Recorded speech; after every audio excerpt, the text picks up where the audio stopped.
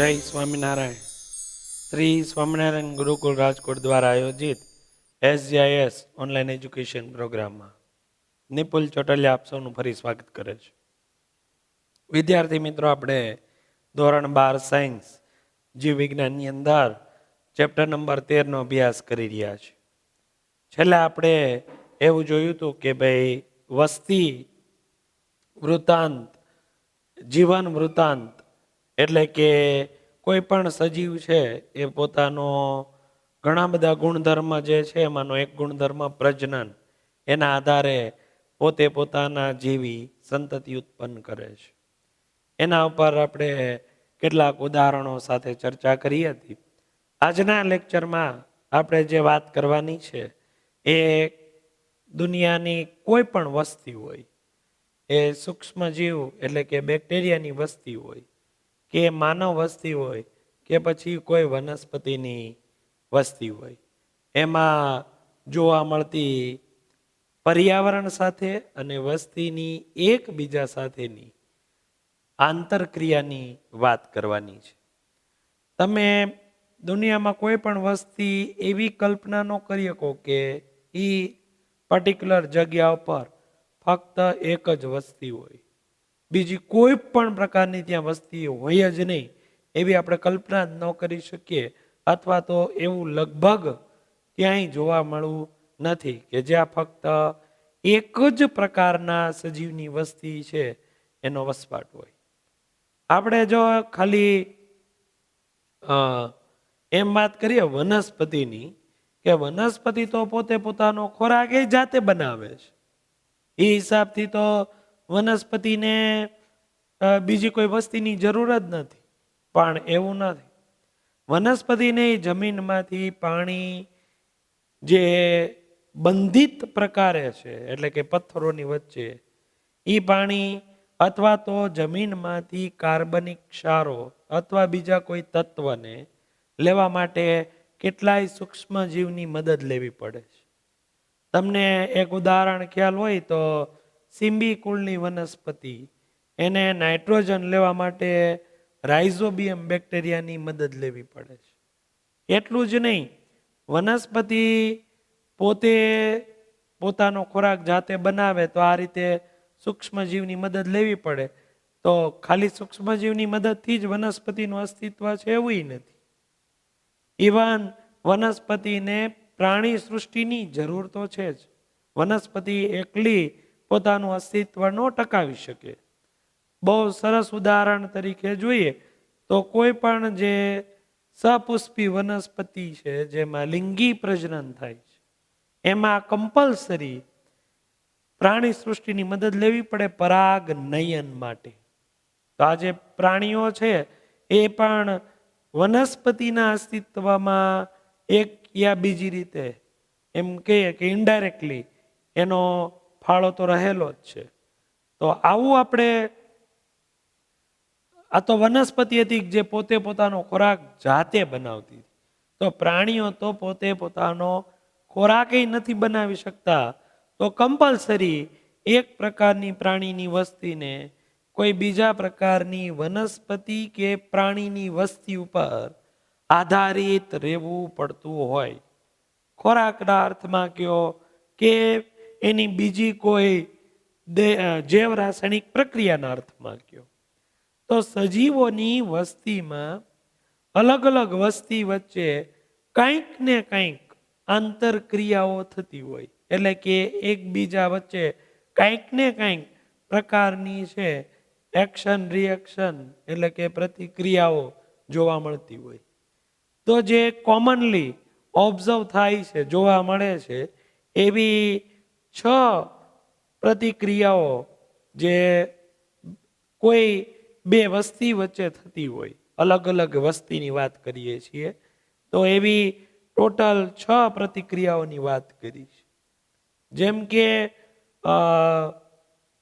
કોઈ પ્રાણી છે તો એ વનસ્પતિ ઉપર આધારિત ખોરાક લે છે, તૃણાહારી પ્રાણી. હવે એ તૃણાહારી પ્રાણી વનસ્પતિમાંથી પોતાની ઉર્જા છે મેળવે છે, પણ જે માંસાહારી પ્રાણી છે એ આ તૃણાહારી પ્રાણીમાંથી પોતાની ઉર્જા મેળવે છે. તો ઇનડાયરેક્ટલી તો એ વસ્તુ આપણે બીજા ચેપ્ટરમાં આગળના ચેપ્ટરોમાં આવે છે કે એક આખે આખો ઉર્જાનો ફ્લો છે. જે સૂર્યથી વાત ચાલુ થાય તો ઉચ્ચ કક્ષાના માંસાહારી પ્રાણી સુધી એ ઉર્જા છે એ કેવી રીતે પહોંચે છે એની એક આખી ચેઇન છે, સિસ્ટમ છે. એને આપણે આમે બધાય આહાર શૃંખલા કહીએ ને, પોષણ કડી, આહાર શૃંખલા, એવી આખી ચેઇન છે. તો વસ્તીઓ વચ્ચે સ્વાભાવિક છે અલગ અલગ પ્રકારની પ્રતિક્રિયાઓ થતી હોય. એવું બને કે બે વસ્તીને એકબીજાથી ફાયદો હોય તો સાથે હળી મળીને રહેતી હોય.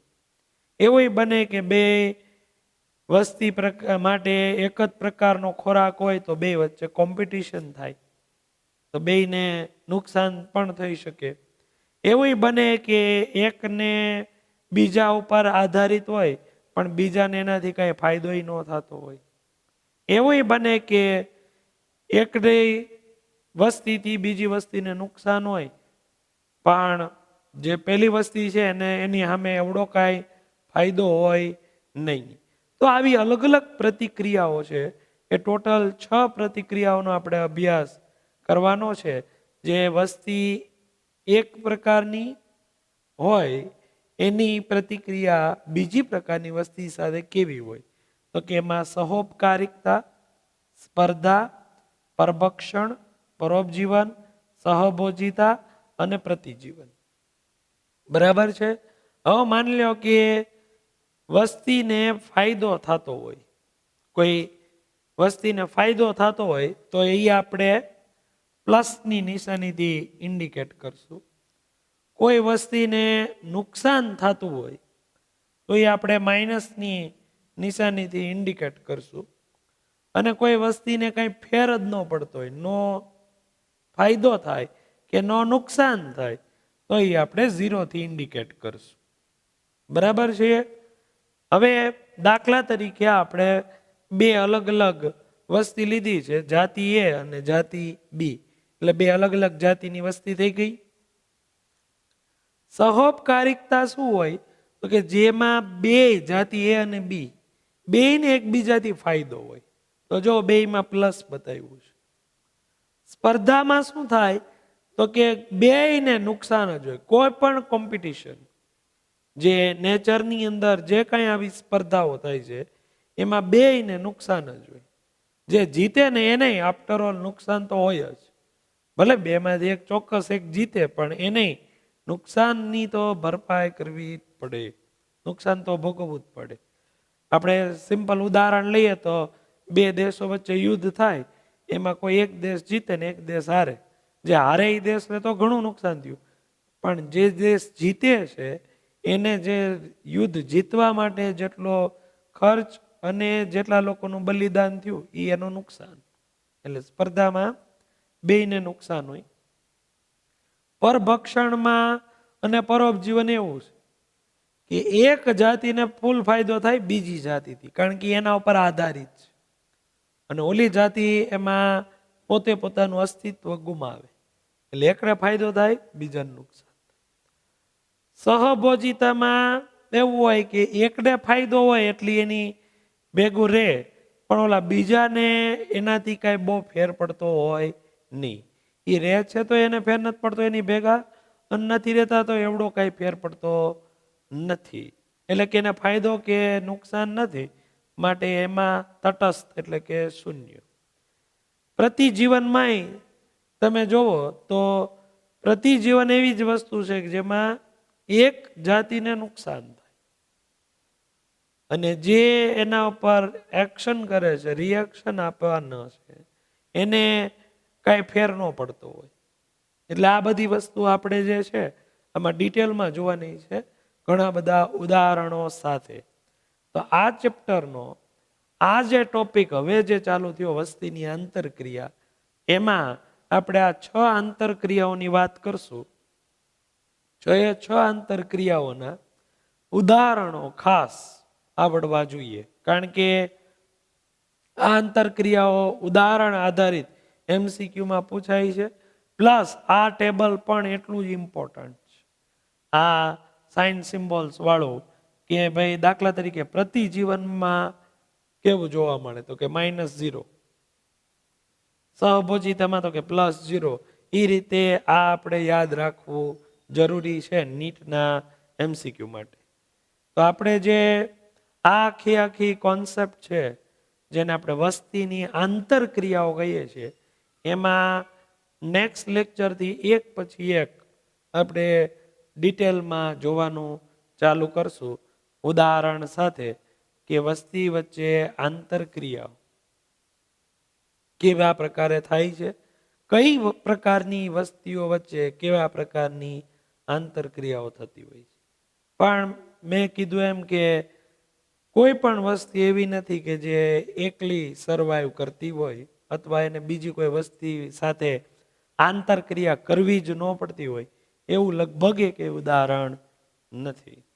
તો આપણે આવા ઉદાહરણ સાથે નેક્સ્ટ લેક્ચરમાં મળશું. ત્યાં સુધી બધાને જય સ્વામિનારાયણ. Have a nice